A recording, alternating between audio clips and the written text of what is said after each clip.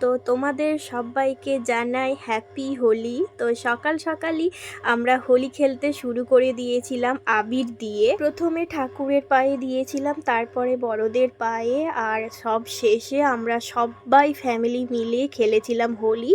আর আমি একটুখানি ফটোশ্যুটও করে নিয়েছিলাম, তার সঙ্গে রিলসের জন্য কিছু ভিডিও শ্যুটও করেছিলাম। তারপরে আমি আর অর্ঘ্য দুজনে মিলে বেরিয়ে গিয়েছিলাম একটু সবারই সাথে রং খেলতে। আমাদের এখানে জানোই তোমরা বসন্ত উৎসব সেলিব্রেট হয়, তো ওখানেই যাব বলে ঠিক করেছিলাম। রাস্তায় একটু আধটু ভিডিও করে নিয়েছিলাম।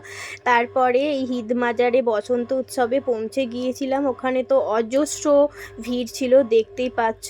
তো এখানে না রীতিমতন হোলি খেলা শুরুই হয়ে গিয়েছিল। সবাইকে একদম ভূতের মতনই লাগছিল, দেখতেই পাচ্ছ। তো গান নাচের মাধ্যমে আমরা এখানে অনেকটা টাইমই স্পেন্ড করেছিলাম। আজকের মতন এ পর্যন্তই, বাই।